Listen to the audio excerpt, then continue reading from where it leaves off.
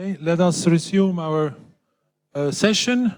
Now Professor Vermani will speak about polynomial groups, polynomial 2 cocycles, dimension subgroups, and related problems. Friends, I must apologize to all of you right in the beginning. I'm not going to talk about any work of mine except a little bit here and there.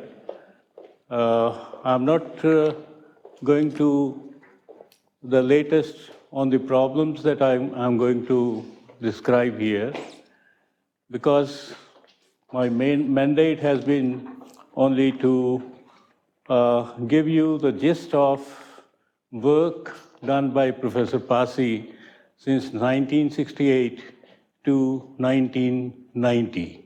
So I'm not going to the latest on the problems that I'm going to discuss. I'm only going to give you what I have said. So you see that these are my notations. G for me will always be a group. If it has to be finite or finitely generated or anything else, then that we will say. Then ZG denotes the integral group ring, delta G the augmentation ideal, delta NG are the associative powers of the augmentation ideal. If R is a ring, RG denotes the group ring with coefficients in R a commutative ring with identity. And in that case, the augmentation ideal will be denoted by delta RG. SPNG for n greater than or equal to 1 denotes the nth symmetric power of G when G is abelian. Okay, we will then come to the later things. You see that I have to go here. I have to stay here, perhaps.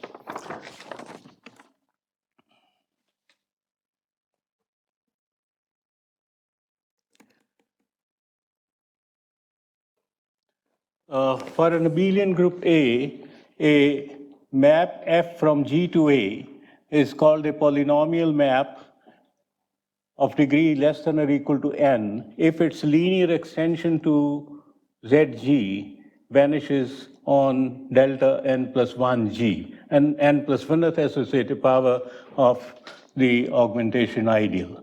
And then we consider the quotient groups. PNG is delta G, the augmentation ideal modulo the n plus 1th associative power of it, and QNG is the nth associative power of delta G modulo the n plus 1th associative power of delta G. These are called polynomial groups. And for G finite, it was proved way back in 1968 that if G is finite, then these groups are finite abelian. If G is a cyclic group, then Q and G is isomorphic to G itself. And if G is a finite free group of finite rank, then PNG and QNG are free abelian groups. And the next, if G happens to be a free abelian group of finite rank, then we get the ranks of they are free abelian groups again, and their ranks are calculated, and they are given by these coefficients.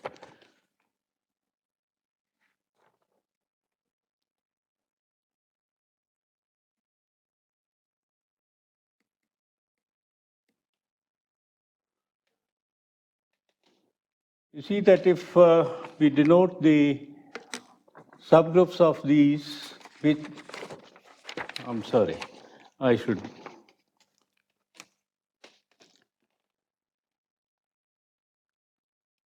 The structure of PNG and QNG, when G is a finite P group, is also given in that paper of Passy in 1968. You see that the structure, finding the structure of PNG and QNG, particularly QNG, has generated a lot of interest. We will go over to that to some extent. Now, we denote by theta n G from SPNG, the nth symmetric power of G to QNG, the map theta n G, this xi1, xi2, etc. tensor products, these are tensor heads. You see that they are elements of the symmetric power, nth symmetric power, and xi1 minus e, etc. multiplication up to xin minus 1, plus, of course, there is something missing here, plus delta n plus 1 G. That has to come. These are the maps, these are homomorphisms. In fact, for every G, it's an epimorphism. And if we ignore G, then theta, we can have theta from SPNG to QNG. That is a natural transformation on the category of abelian groups. Of course, this theta G was defined only when G is abelian, because we cannot define SPNG without G being abelian. Now, theta and they are natural transformations, and on every group G, these are epimorphisms, but for n equal to 2, this happens to be an isomorphism. Then Locy, way back in 1960, 70, you see that he wanted to generalize this further, and he got Q3G as direct sum of the second term in the lower central series modulo the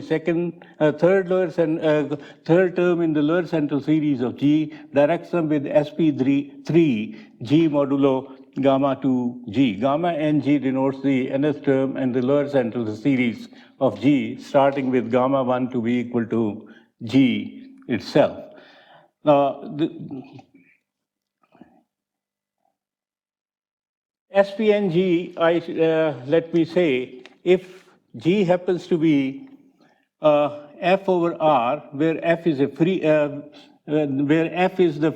abelian group, SPNG is of the form F over R, where F is the free abelian group generated by these symbols U, X, X1, X2, Xn, etc., with Xi belonging to G, and R is the subgroup of that generated by these two types of elements, then that is F over R, and U, X1, X2, Xn plus R, that is what I denoted by X1 tensor hat, Xn. Now, you see that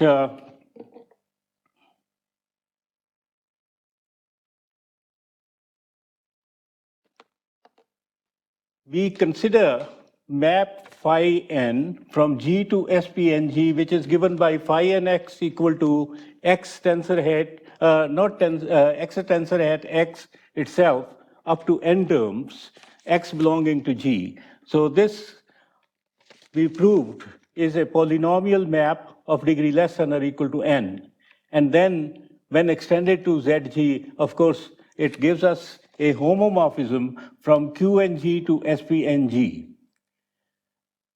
This is in fact a transformation, if from abelian groups to this, from the category of abelian groups to the category of abelian groups, and it was proved that theta n followed by theta n, the one that we have talked about earlier, theta n followed by phi n is simply multiplication by n factorial.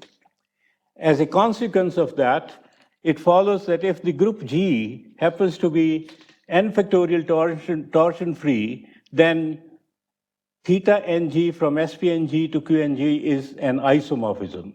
And if G happens to be torsion free abelian, then every theta n greater than or equal to 1 is an isomorphism for that G. Now, for determining the structure of Q and G, we were then led to consider the associated graded ring of G, that is the direct sum of the Q and G's, and SG we denote the direct sum of SP and G or n greater than or equal to 1. Now this theta n from SPN to Qn then induces an is a homomorphism, which is an epimorphism from theta from SG to grade ZG. Now the first thing that we heard about it was that this theta G is an isomorphism if and only if G is a cyclic group. That was a result of Bachmann and Grunfelder. Then we proved that this QG happens to be isomorphic to, this grade ZG happens to be isomorphic to the polynomial ring Z x1, x2, xk modulo this ideal pxi, xip, xj minus xjp, xi for every I, when G happens to be a P group of an elementary abelian P group of rank K. We also constructed, obtained this grade ZG for G, which is of the type ZP direct sum ZP M1, direct sum ZP M2, direct sum say ZM P MK. P is a prime. Cyclic group of order PM1, cyclic group of order PM2, cyclic group of order PMK. We obtain a result about this grade ZG, that grade ZG is isomorphic to that polynomial ring modulo certain ideal which is generated by elements of this type. Now, if the group G is finite abelian, then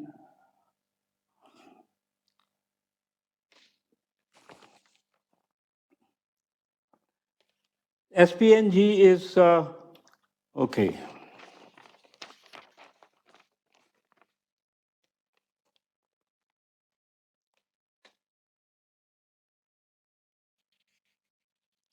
If the group G is finite abelian, then there exists an integer NG. NG means depending upon the group, such that Qn happens to be isomorphic to Qn plus 1 for all n greater than or equal to that particular n that there exists. This is again a result of Bachmann and Grunfelder, and we proved that this Ng happens to be greater than or equal to R plus 1 into P minus 1 plus 1 for k greater than 1, when G is of the form a cyclic group of order Pm1 plus cyclic group of order Pm2, etc., etc. Now, Hales has described the structure of Q and G for finite abelian G for large n. Later, Passy and Hales together proved that if G is a finite abelian P group Pa prime, then for sufficiently large n, Q and G is independent of n, and its order is of the form P raised to the power D minus 1, where D is the number of cyclic subgroups of the group G. Now, I talked about the structure of Q3G due to loci. In fact, that can fit in within this sequence, exact sequence that we have.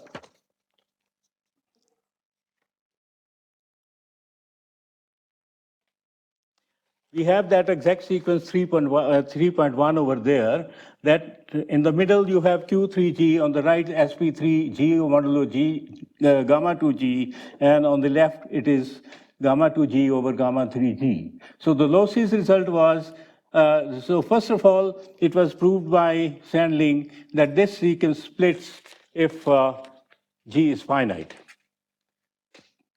For finitely generated, this was proved to split by loci, and then Hales and Passy prove that this sequence splits if G modulo gamma 2G is finitely generated, which is equivalent to saying that G is finitely generated, and that is the result of loci.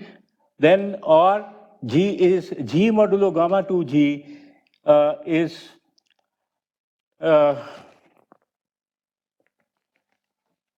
the direct sum of cyclic groups, or it is divisible, or it is completely decomposable, torsion-free, or it is torsion. So there are 4 different cases in which they proved that this sequence splits. But this sequence does not always split. That is there.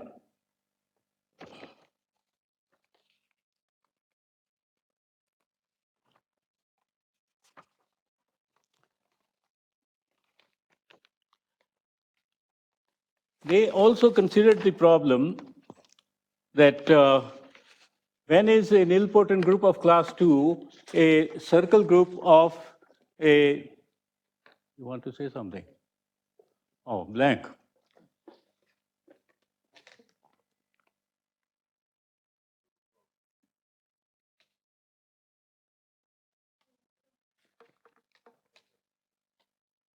The next page is, they have not come on this.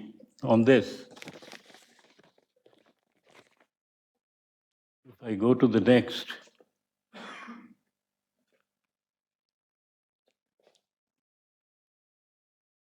no. There is something missing. We have come to a different file. So I will better just say something, because you see that this is because we have come to a different file altogether. That we will come to this later.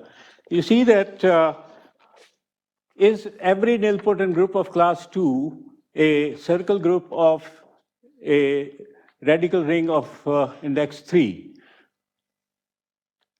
They proved that this is not true in general, but they said that the Passy and Hales proved that a nilpotent group G of class 2 is a circle group of a nilpotent ring of index 3 if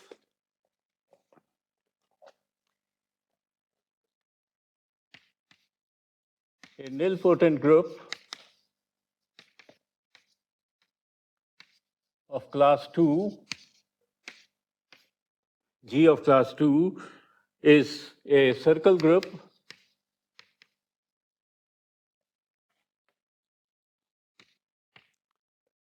of a nilpotent ring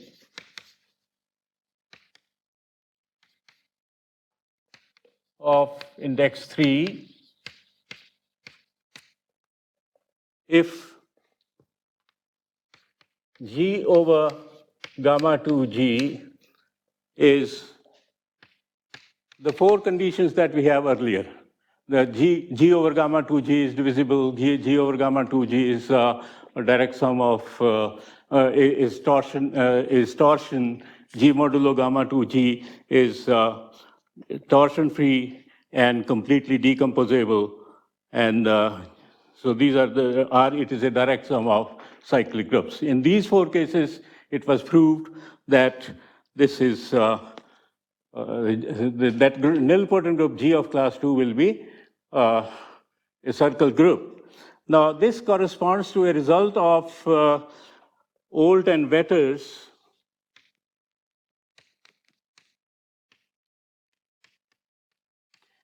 who had proved this result with G over gamma 2G replaced by G over the center of G. And they also proved that and they had claimed, Olt and Wetters had claimed, had conjectured that every nilpotent group of class 2 is is a circle group of a nilpotent ring of index 3. That was proved to be false.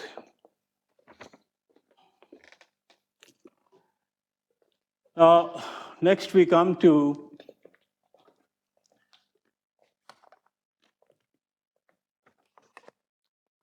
F be a map, if F if J is an ideal of ZG, throughout G is a group, as I mentioned, ZG is the group ring, then we think of G intersection 1 plus J, which stands for the elements X in G, such that X minus 1 means identity, belongs to J. We call this it's a normal subgroup. If J is an ideal, this is a normal subgroup of G, and we say that this is the subgroup generated, determined by the ideal J. Now, if instead of J, we take the augmentation ideal,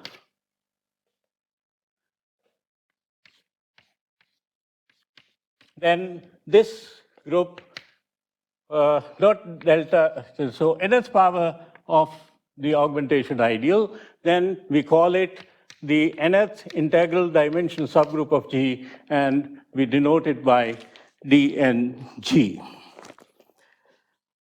Now, it's a trivial thing that D1G is always G.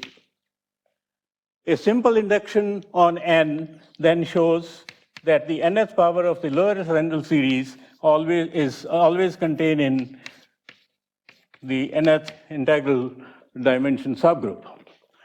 It was in 1937 when it was proved that if G happens to be a free group, then the two are always the two are equal. That is the result of Magnus.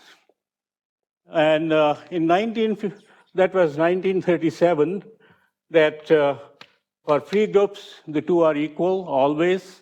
In 52, Paul Cohen proved that these groups are equal if G happens to be a group of finite exponent. Then there was an attempt by Lossy, who wanted to prove that, but his result amounted only to proving that D3G is gamma 3G. There was a gap in his argument, so his general result was not there. It was only this one. So this led to the investigation of the dimension subgroups, or this problem, that gamma ng is equal to dng, the dimensional subgroup always. That's what is called the dimension conjecture. And this led to a great deal of investigation, and we had several results about dng, and also as a consequence in group rings. You see that if we consider A to be a G module, any G module, no, not a G module. A is an abelian group, which we regard as a trivial G module. I don't want any other action. And consider F to be a map, a polynomial 2 cocycle from G to A. It's a 2 cocycle. 2 cocycle property. Those familiar with cohomology will know that. So if F happens to be a 2 cocycle, then F restricted X for every X belonging to G, if we consider the map from G to A, given by Fx of Y equal to F of X, Y for every Y in G, if that happens to be a polynomial map of degree less than or equal to n, then if we consider a map Fx from G to A with F of X, Y equal to F of Yx, Y belonging to G, that also happens to be a polynomial. If this is a polynomial map, then this is also a polynomial map, and conversely. So the two things are the same. Then if this happens to be a polynomial map of certain degree, say less than or equal to n, then we say that F is a 2 cocycle of degree less than or equal to n. If one of these two is a polynomial map of degree less than or equal to n, then the set, we consider this second cohomology group, H2GA, and those elements of H2GA which are of degree less than or equal to n. That means xi belonging to this will be said to be an element of degree less than or equal to n if there exists a polynomial two cocycle f of degree less than or equal to n, which represents xi. The set of all such elements that we denote by PNH2GA, this is a subgroup of H2GA. So there was a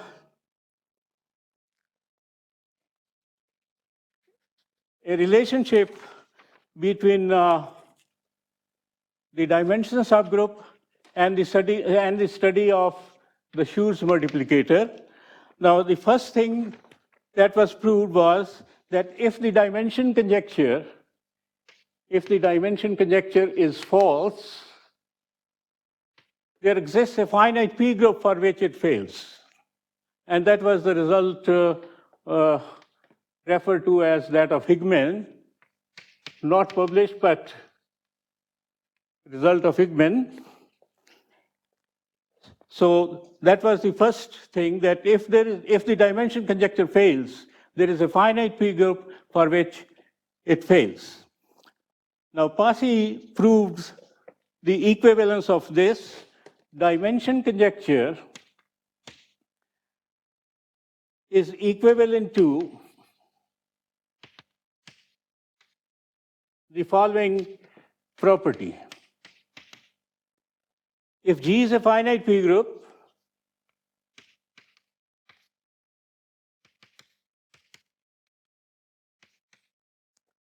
of class n, then every homomorphism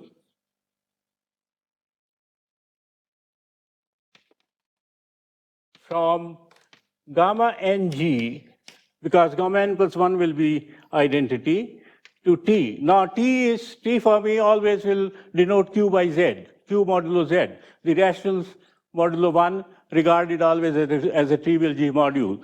If every homomorphism from here to here can be extended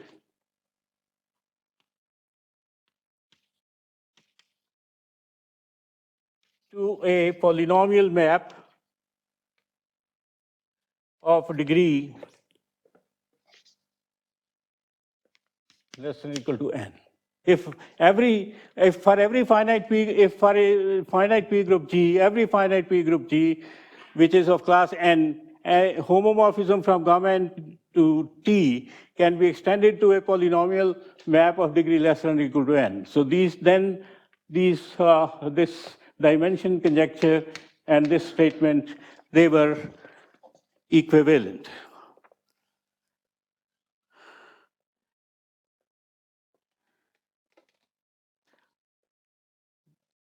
First, we had that the degree of H2GT, that means is less than or equal to dimension conjecture holds if for all finite pre-groups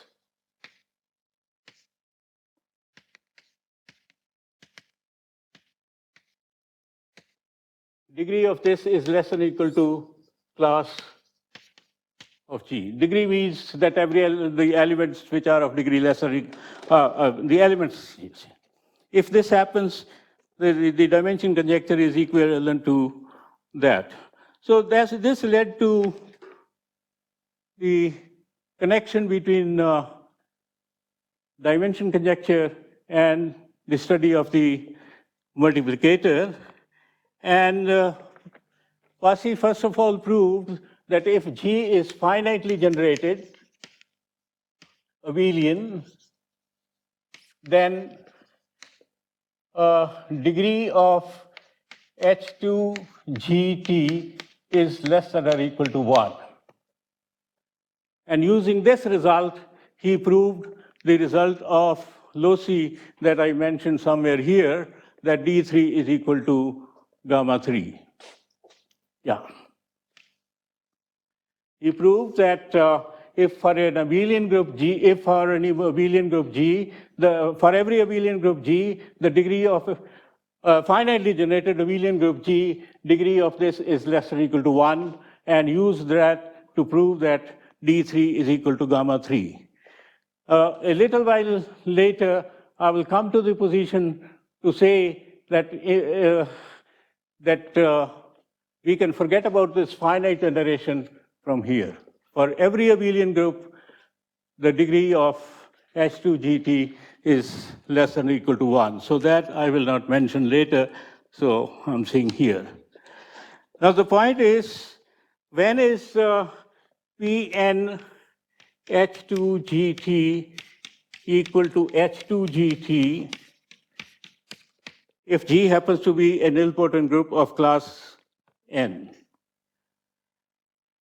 So first thing that we have in this direction is not when this happens, but that for every finite P group G,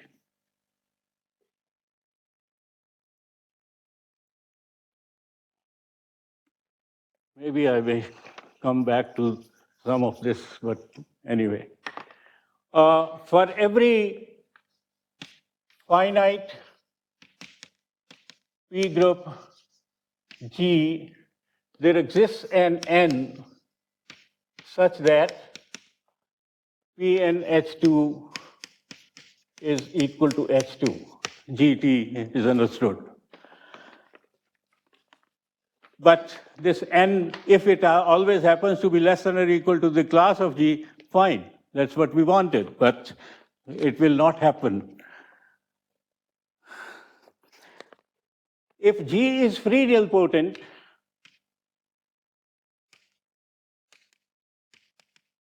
then also it's okay. Free nilpotent, a free group modulo the n plus 1 power, say, of it.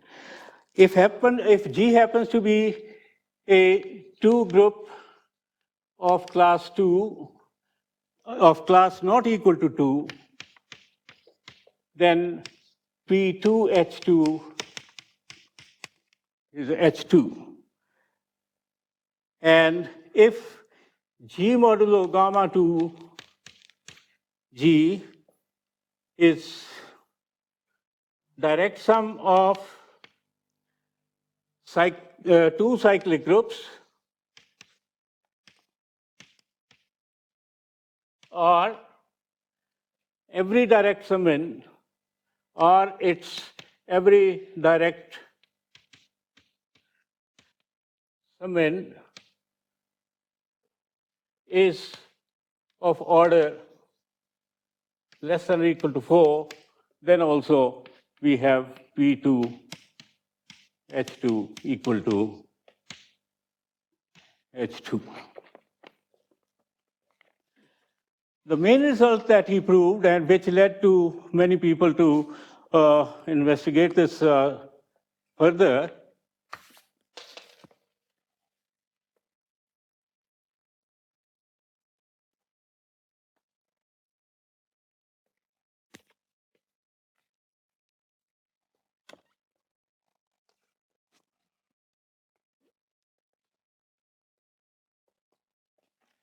you see, what is a subquotient of a group G? If A and B are subgroups of G, and B is normal in A, then A over B is called a subquotient of the group. The main theorem, again in a different paper, but 1968, he proved that if G is a group none of its subquotients, there is no subquotient of it,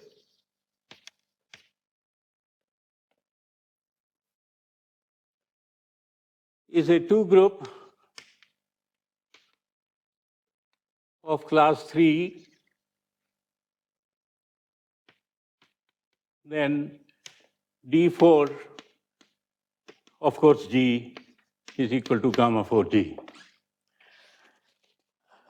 You see that up to 2, it's a trivial thing, easy to prove as a matter of fact.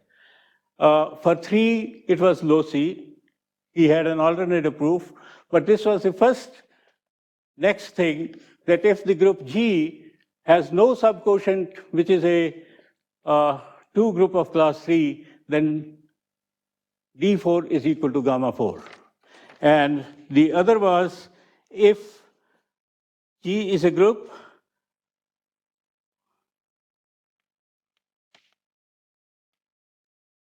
such that all subquotients,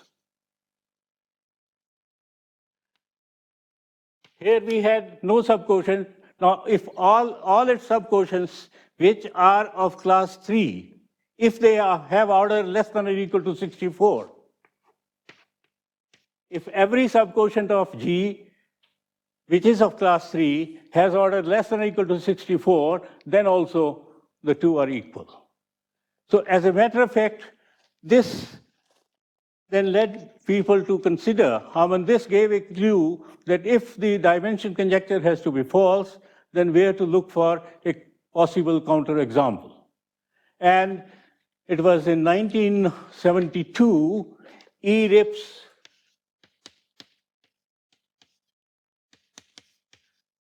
came with an example in which the two were not equal.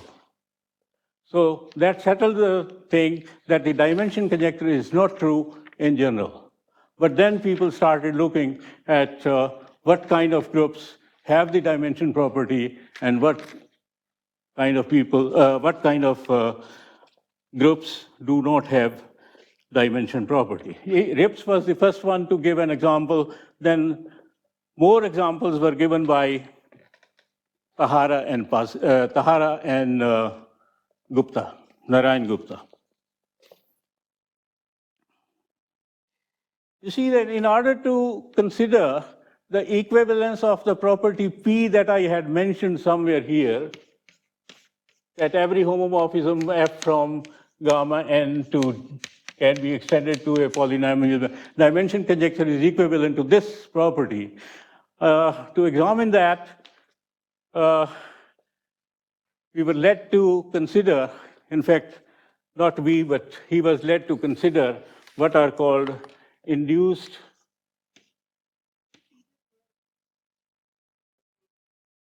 pardon?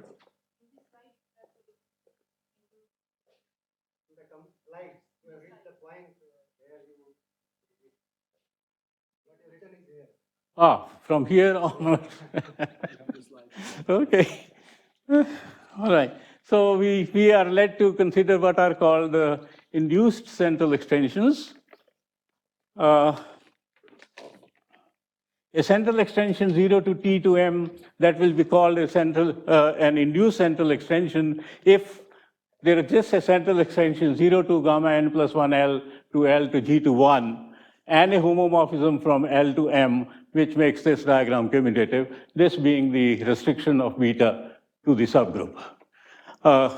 That means L, of course, has got to be nilpotent of class less than or equal to n plus 1. So then this is what is called an induced central extension.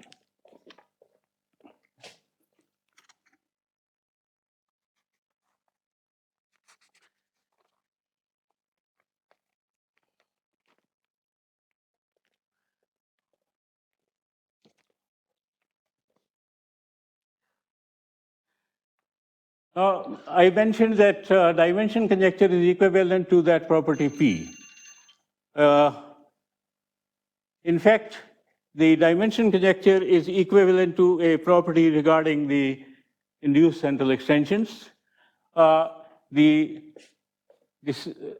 subgroup, we define what we call induced H2GT. All those elements of H2 which correspond to, which is generated by it's a subgroup generated by those elements of H2 which correspond to induced central extensions. That is what is called induced. But that may not be a subgroup itself, but it's generated by all those elements. Now, the dimension conjecture is equivalent to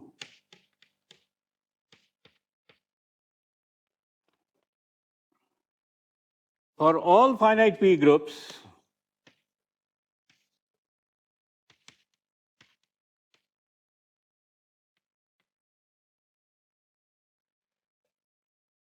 every element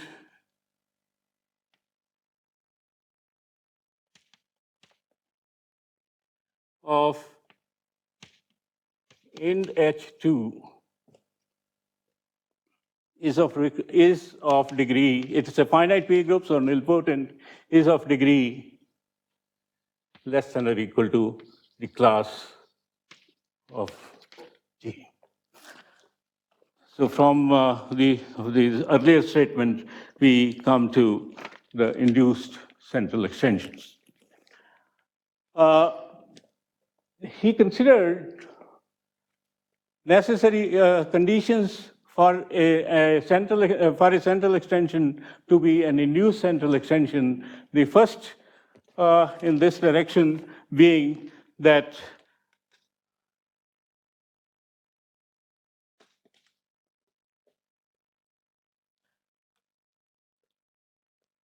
are we there or we are somewhere? Maybe I have to.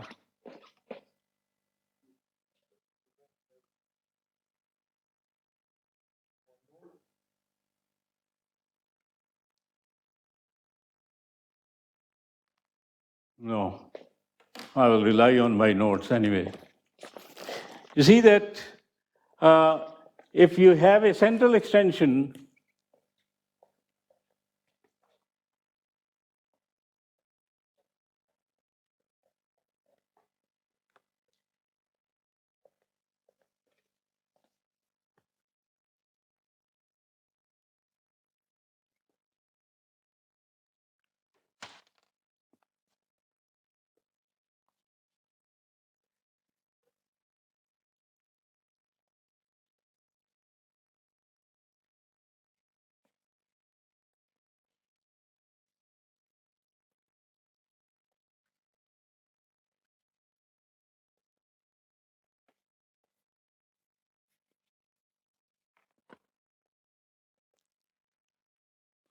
so the first thing in this direction was then, if we have a central extension 0 to t to m to g to 1 maps G nilpotent of class n, then this is an induced central extension if and only if you consider t modulo m, gamma n plus 1 m to m modulo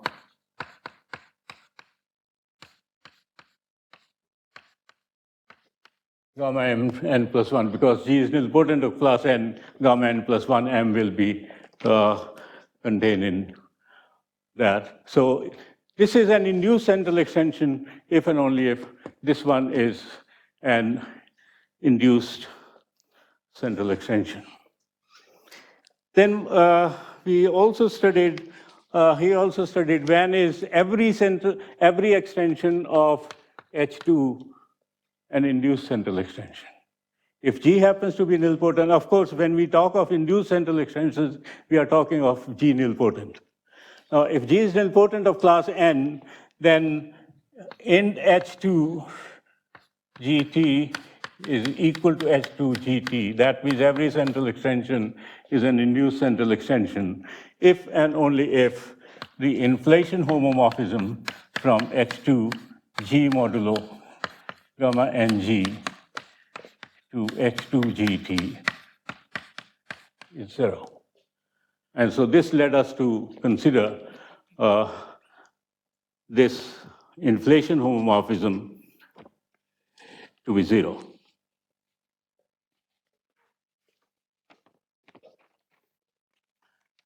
The induced central extensions, as I mentioned, partially defined only when for T, rationals modulo 1. In fact, this T could be replaced by any abelian group regarded as a trivial G module, so far as the definition of induced central extensions is concerned. And then I gave another characterization of induced central extensions, which is there, but I will not mention here. Now, regarding this, so inflation is 0 if and only, so if induced if and only if this, remind me. Okay, so there is then induced central extensions, and after that, we were led to consider filtration of the Schur's multiplicator. Once we had the Schur's multiplicator, we also went to varietal multiplicator of a group and discussed paraphy groups and varietal paraphy groups and other things. So there are so many other things which I don't think that time is permitting me to go over, because I have yet covered only about 6 or 7 pages of my notes out of some 18 or 19. Right, thank you very much. Since I haven't given you anything new, it is all in literature already there, so thank you very much.